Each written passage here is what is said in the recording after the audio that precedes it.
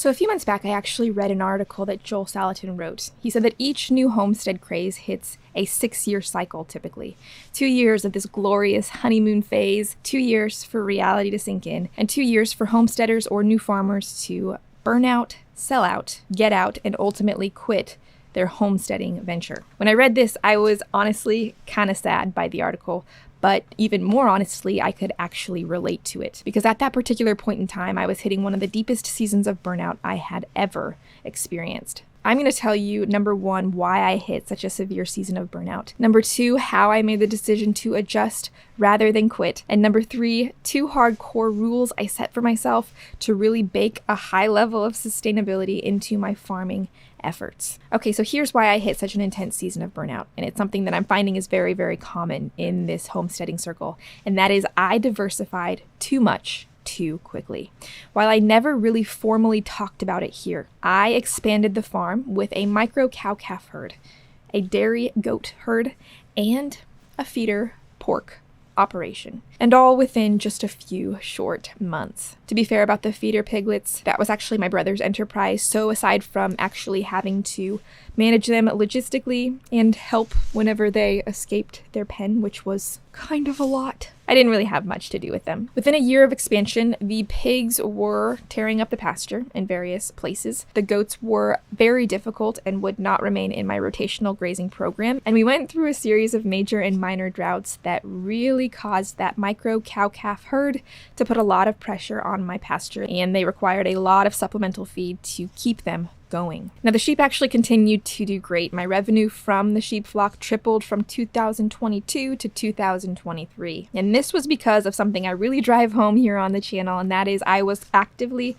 cultivating a market stream for the sheep alongside the growth of the flock. That was something I really was not doing for either the beef or the goats. By the way, if you are interested in that $100,000 farm business framework that I created for my sheep operation, I'll direct link it down below for you. So I made it through the summer, I committed through the summer, and I didn't make any rash decisions based on my burnout. But once autumn hit, I took a step back and I made some serious adjustments. And here are the 3 adjustments that I made. I looked at the cows and I said, okay, my original conceptual objective here was to grow grass-fed beef. I am going to eliminate the costly risk of running a cow-calf operation to produce the grass-fed beef, and I'm going to return to just simply buying stocker or feeder calves, something that really requires a shorter time frame to finish. I looked at the goats and I said, okay, I do not want 15 dairy goats, but I can probably do 3. And I will see if I can cultivate within myself and within my family a love and appreciation for this goat's milk,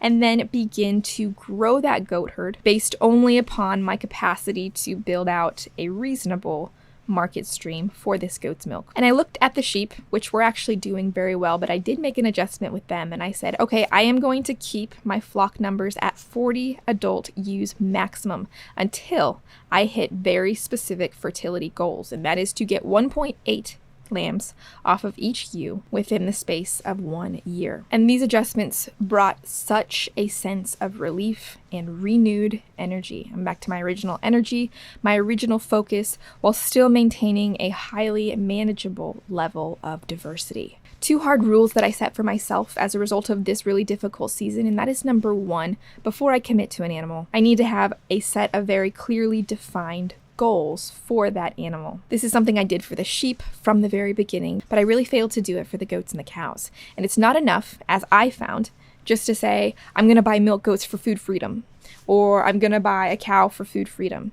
You need to have a very clear set of objectives. You need to say, okay, I want 8 quarts of milk from those milk goats every week, or I want to harvest a whole beef every 12 months, or else you're going to get burnt out when those seasons get really intense and you have no measuring stick, essentially, to say whether or not your intense effort is worth it. But if you have that measuring stick of those original goals, you can constantly go back to it and say, okay, am I feeling exhausted because I'm just striding towards those incredible goals really fast? Or am I feeling exhausted because this animal truly isn't pulling its weight? And if those objectives are not being met, please understand this, that downsizing and adjusting is proper stewardship of both your mental and your physical energy. And it needs to be understood, really talked about more in the homesteading circle, that mental and physical energy are just as scarce a resource as topsoil, and they must be stewarded and guarded in the exact same way. Number 2 hardcore rule that I set for myself is something that I really set for myself a while ago,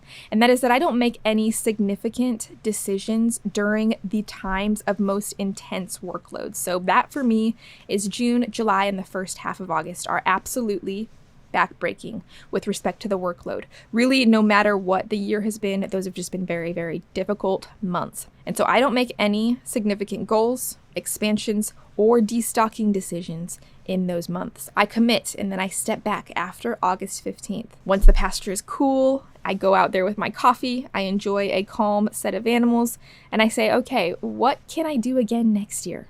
And what do I really not want to do again next year? Adjusting for you might look different. It might look like getting rid of your sheep and only keeping your cows. It might look like getting rid of your goats, keeping your sheep. Or for some, you might be expanding and growing your operation with absolutely no problems. And then for others, you may hit family issues where you just have to take a step back for a season and say, I'm not quitting. I'm going to put a pause on this to take care of my family that need my time and my resources more than my animals do right now. Because we are all in a race.